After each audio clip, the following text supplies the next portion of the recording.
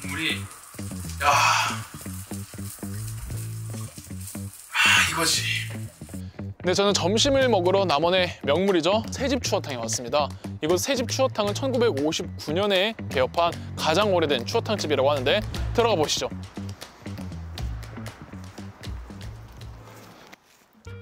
이 추어탕의 시즌은 가을이라고 하는데 저는 늦게나마 추어탕을 먹으러 왔습니다. 미꾸라지가 한자어로 추어인데요. 그래서 추어탕은 이 미꾸라지를 넣고 끓인 음식으로 또 하나의 자랑스러운 K푸드죠. 또 대표적인 몸보신 요리이기도 하고요. 미꾸라지는 논이나 민물에 보편적으로 서식하고 있어서 오래전부터 전국적으로 많이 먹던 음식이라고 합니다. 그래서 지역별로 차이점이 있는데 전라도에는 좀 걸쭉하게 먹는다고 하네요. 저희 부모님은 두 분 다 경상도 분이신데 이제 어머님이 저 어렸을 적에 추어탕을 많이 해주셨는데 그때 어머님이 해주셨던 추어탕은 좀 맑은 국물이었거든요.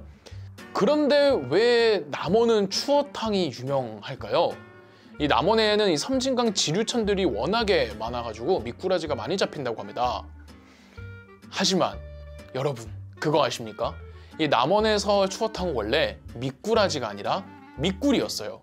이 미꾸라지랑 미꾸리가 생긴 건 비슷하게 보이지만 엄연히 다른 종이라고 합니다. 원래 남원의 추어탕은 미꾸리를 내왔는데 이 미꾸라지가 미꾸리보다 성장 속도가 빨라서 남원 추어탕이 유명해지니까 가급적 많은 미꾸라지를 확보하기 위해서 이제 미꾸라지만을 양식하게 됐다고 하고 지금은 거의 대부분 미꾸라지로 추어탕을 내고 있다고 합니다. 그런데 여기 이제 새집 추어탕만이 아직까지 전통적으로 미꾸리를 내는 추어탕을 고수하고 있다고 해요.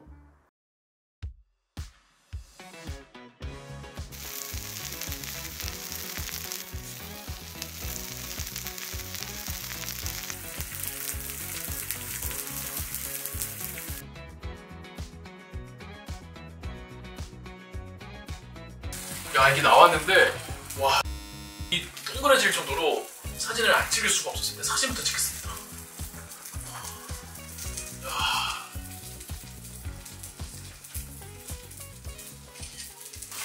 자, 그러면 시식을 한번 해보도록 하겠습니다. 냄새가 아주 장난이 아닙니다. 아, 냄새 진짜 고소하다.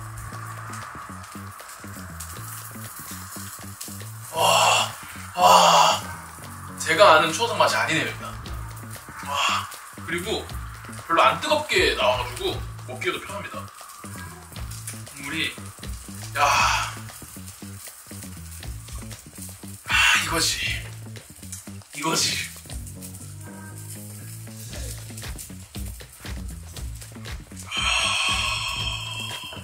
온몸이 녹습니다. 이번에는 되게 생소한 음식인데 추어 숙회입니다. 추어 숙회를 한번 먹어보도록 하겠습니다. 남원에서만 먹을 수 있는 향토 음식입니다.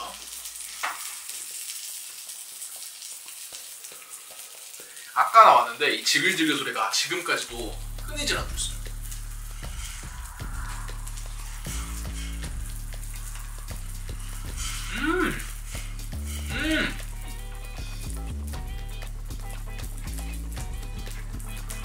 제가 왜 추어 요리를 좋아하는 줄 아세요?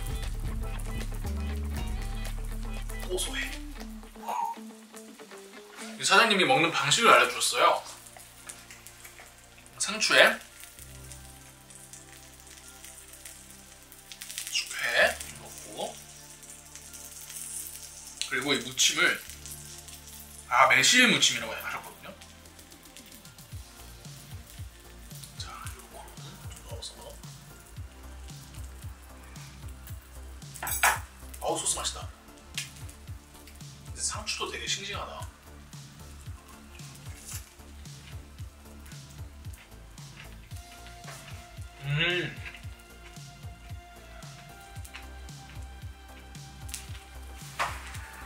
이것만 먹었을 때는 조금 심심한 감이 있었거든요. 근데 이 무침이랑 같이 먹으니까 맛이 복합적이에요. 다짜로워요, 다짜로워. 무침에서 잊을 수 없는 추어탕 한 국물.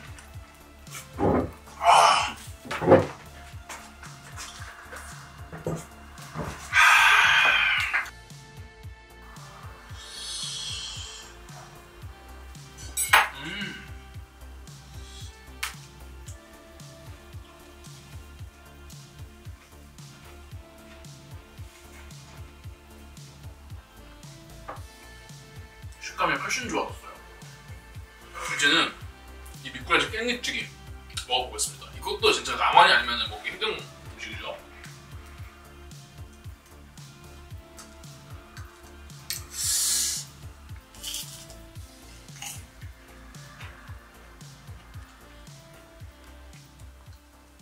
이거는 좀 이 미꾸라지에 대해서 조금 거부감 있으신 분들은 이거 드시면 좋을 것 같아요. 미꾸라지 맛이 그렇게 많이 안 납니다. 깻잎 향이 강해가지고 감싸줘요.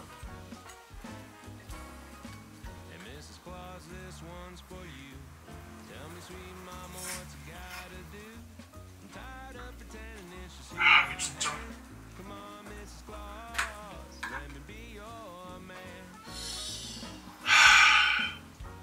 너무 행복하네요. 코리아 배우분도 이거 먹으려고 하는 거죠.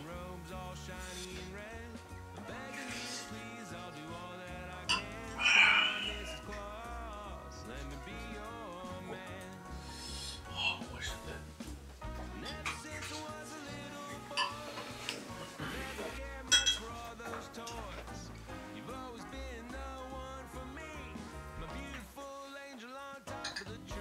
이번에 마늘을 좀 줘.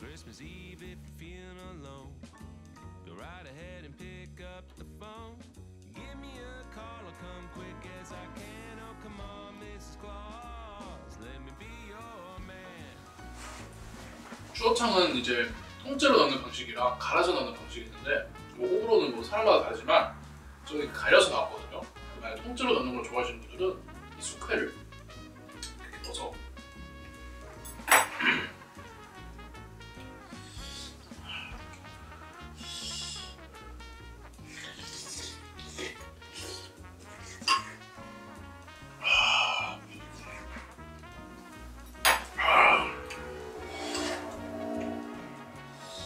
너무 맛있어요. 몸보신 제대로 합니다.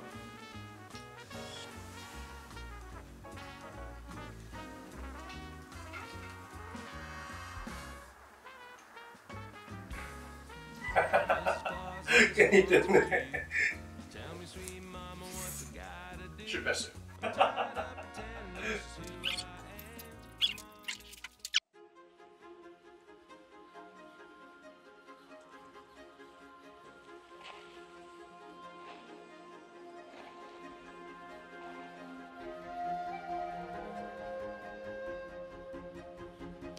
네, 저는 밥을 든든하게 먹고 남원 시내에서 조금 떨어진 이곳 실상사에 왔습니다.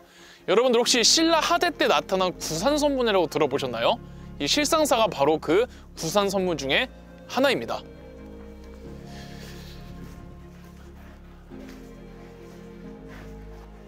통상적으로 통일신라는 중대와 하대로 구분을 합니다. 중대는 전제 군주권이 확립되는 안정의 시대였던 반면 하대는 귀족들이 왕위 쟁탈전을 치열하게 펼쳤던 분열과 쇠퇴의 시대였는데요. 이 불교 국가였던 신라에서는 중대 때는 이 교종이라는 불교 정파가, 하대 때는 선종이라는 불교 정파가 유행을 했습니다. 교종은 불경의 교리를 중요시하며 통치 이데올로기로서의 성격이 짙은 엘리트적인 종파인 반면 선종은 불경보다는 불심, 참선 수행을 강조하는 민중적인 성격의 불교 종파인데요.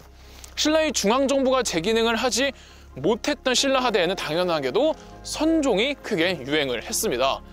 특히 각 지방별 호족들이 신라 중앙정부의 지배를 거부하며 각자의 독립된 세력을 구축을 했는데 이때 각 지방에 있던 선종 승려들이 호족들을 사상적으로 지원해 주었습니다. 돈이 많은 호족들은 이 승려들을 위해서 사차들을 건립해 주었고요. 이렇게 신라 하대 때 호족들의 지원에 힘입어서 전국적으로 창건된 9가지의 큰 선종 사찰들을 구산선문이라고 하며 이 실상사가 바로 그 구산선문 중에 하나인 거죠. 이 실상사는 신라의 42대 왕이었던 흥덕왕 3년째인 828년 당나라에 유학을 갔다 온 홍척승려와 홍척승려의 종맥을 이은 그의 제자 수철이 창건하였습니다. 실상사는 고려시대까지 번창했다가 조선 전기 때 전소가 되고 조선 후기 때 복원되었다고 합니다. 그 뒤에 있는 게 바로 실상사의 석등입니다. 얼핏 보면은 별달라 없어 보이는 석등으로 보이지만 일단 크기가 나름 남다르고요. 그리고 저기 지붕돌과 받침돌의 이 귀퉁이들을 독특한 악센트 모양으로 치켜 세우면서 개성 넘치는 작품으로 인정을 받고 있습니다.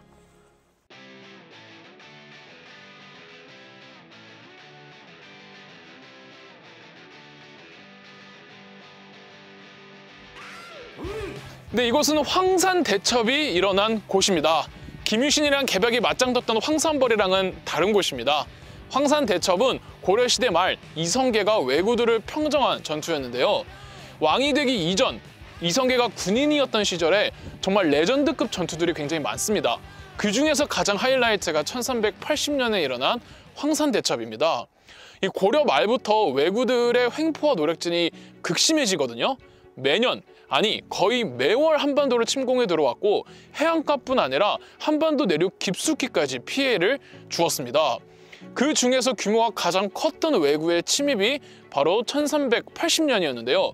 무려 500척의 왜구 선박이 고려를 쳐들어왔습니다. 왜 이렇게 많았을까요? 당시 일본이 남북조로 나뉘어져 있었는데 남조가 영향력을 확보하는 과정에서 이 규슈 섬으로 진출을 했는데 그 과정에서 쫓겨나고 밀려난 사무라이들이 왜구들과 결탁해서 작정하고 고려를 쳐들어온 겁니다. 이 500척의 선박은 서천과 군산 사이 진포라는 곳에 정박을 하고 노략질을 하러 떠났는데요. 그때 고려 장수 최무선이 화포를 사용해서 500척을 전부 다 부숴버립니다. 이게 우리나라 최초로 화포가 투입된 진포대첩이죠. 아니 이러니까 일본 왜구들이 일본으로 돌아갈 배가 없어진 거예요. 일본 왜구들은 기왕 이렇게 된 거 고려 곳곳을 유린하게 했다며 한반도 남부지방을 탈탈 터다가 지리산까지 내려오게 됩니다. 고려 정부는 9명의 최고 원수들에게 1만의 병력을 주고 맞게 했는데 경남 함양에서 대패배를 해버리자 이번에는 최영장군의 추천으로 이성계를 전선에 투입하기로 합니다. 네, 그래서 이성계는 남원에 집결해 있는 왜구들을 격퇴하기 위해 이곳 남원으로 내려오는데요. 일단 보병들이 왜구들을 정면에서 막습니다. 그럼 이성계는 기병대를 이끌고 크게 돌아서 왜구들의 뒷면을 공격을 했습니다. 이에 당황한 왜구들은 제가 서 있는 이곳 황산으로 도망쳐 오는데요. 그래도 고지대를 선점한 일본군은 화살을 고려군에게 쏘면서 방어를 하고 있었습니다. 이 가는 길이 너무 험하고 절벽이 가팔라서 고려군 병사들은 더 이상의 진군이 힘들다고 하자 이성계가 직접 군대를 이끌고 길을 뚫습니다. 그러고 다시 한번 격전이 치러지는 가운데 이성계는 2번이나 낙마하고 왼쪽 다리에 화살을 맞을 정도로의 난전이 펼쳐지는데요. 이때 이성계가 병사들에게 이런 말을 했습니다. 겁이 나면 도망쳐라. 나는 적과 싸우다 적에게 죽겠다. 자, 이때 이 왜구 적장이었던 아지발도가 눈에 띕니다. 이성계는 활의 신답게 활을 정확하게 쏴서 아지발도의 투구를 맞추고 아지발도는 투구가 떨어지자 그 투구를 주우려는 순간 이성계의 의동생이었던 이지란이 화살을 쏴서 아지발도를 사살했습니다. 적장을 잃은 왜구들은 우왕좌왕하며 도망치다가 절벽에서 반 이상이 떨어져 죽었다고 하는데요. 이 전쟁이 바로 황산대첩이고 살아남아 도망친 왜구의 수는 고작 70명이었다고 합니다. 이 기념비적인 황산대첩이 이 고려 말 왜구들 간의 전쟁에서였던 최종전 같은 느낌이었고 바로 이것이 황산대첩을 기념하는 비석입니다. 원래는 비석이 있었는데 비지라고 말을 하죠. 지는 터를 말합니다. 과거에 여기에 있었다라는 건데 여기 있는데 뭐 왜 과거에 있었다라는 터를 사용할까요? 일제강점기 때 많이 훼손이 되었다가 다시 만든 겁니다. 그래서 비지라는 말을 쓰고 있죠. 네, 이거는 이제 파비각이라서 파편들을 모아놓은 곳입니다. 무슨 파편일까요? 원래 여기 황산대첩비가 있던 곳이 조선시대 때는 굉장히 컸습니다. 본인들의 시조가 세운 큰 승리인데 크게 기념을 했겠죠.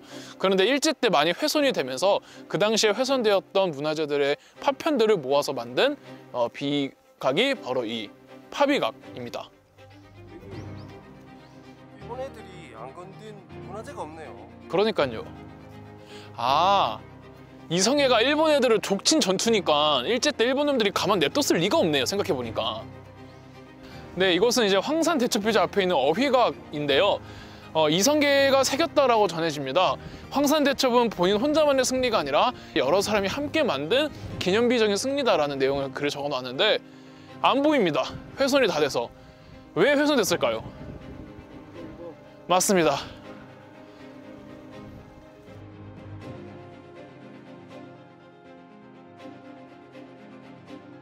진짜 꼴이 안 것처럼 문화재가 없네요.